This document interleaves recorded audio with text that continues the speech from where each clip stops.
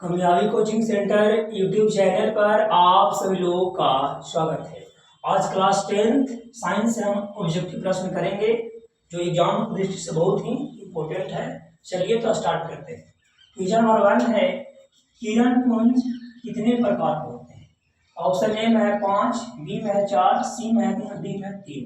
तो किरण पुंज 3 प्रकार का होता है। अपसारी किरण पुंज, समांतर किरण पुंज और अभिसारी, यानी कि ऑप्शन डी आपको सही हो जाएगा।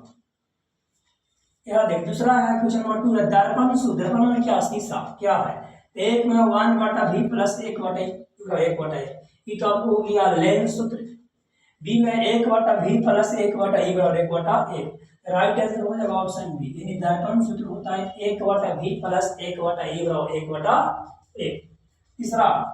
तीसरा दाढ़ी बनाने जब शेविंग करते हैं, दाढ़ी बनाने में किस दर्पण का उपयोग होता है?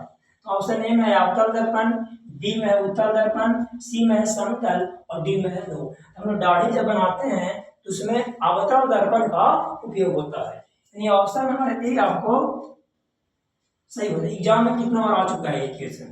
क्वेश्चन नंबर 4 है, पवन विद्युत जनित्र में पवन की जो चाल है, इनकी जो स्पीड है वो कम से कम इनकी न्यूनतम कितनी होनी चाहिए? ए में है 10 किलोमीटर प्रति घंटा, बी में 15 किलोमीटर प्रति घंटा, सी में 16 किलोमीटर प्रति घंटा, डी में 25 किलोमीटर प्रति घंटा।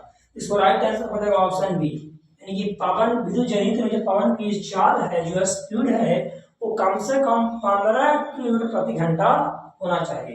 ये भी एग्जाम में आया है जी। इसको में अधिकतर प्रश्न ऐसा जो एग्जाम में कई बार आ चुका है। क्वेश्चन नंबर 5 में है, निम्न में नीचे दिया गया है कौन पारदर्शी है? तो सबसे पहले सॉरी पारदर्शी नहीं है।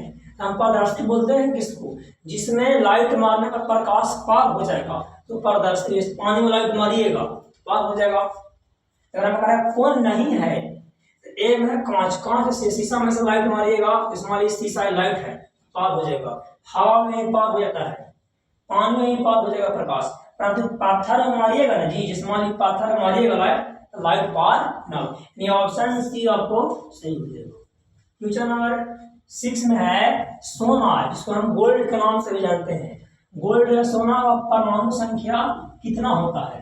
तो ऑप्शन ए में 76, बी में 70, सी में 79 और डी में 89। इसको राइट आंसर हो जाएगा ऑप्शन सी, यानी कि सोना या गोल्ड का जो परमाणु संख्या आपको 79 होता है।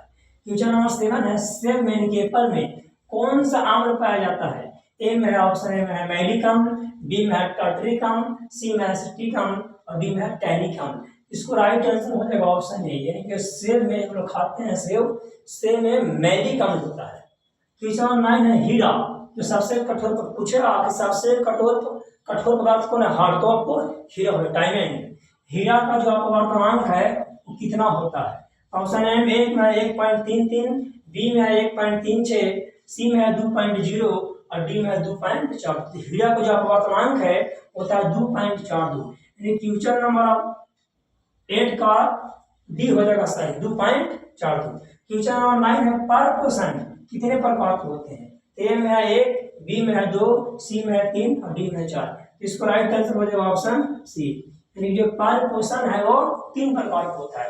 खाली पूछेगा पोषण कितने प्रकार के होते हैं, तो 2 प्रकार का, स्वपोषण और परपोषण। अब क्वेश्चन नंबर 9 में है, बाबू लड़की में गर्ल में कौन सा हार्मोन पाया जाता है?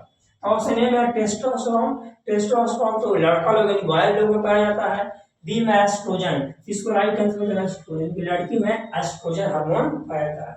ये हार्मोन का एस्ट्रोजन पूछा लड़की में कौन सा गुणसूत्र? तो एक्स पाया था, लड़का में तो एक्स वाई। आगे क्वेश्चन नंबर 11 है, मानव मूत्र में यानी पेशाब में यूरिया जो होता है वो कितना प्रतिशत होता है? ऑप्शन ए में 3%, बी में 4%, सी में 8%, डी में 2%। तो मानव मूत्र में 2% आपको यूरिया होता है। इसको राइट आंसर हो जाएगा ऑप्शन डी।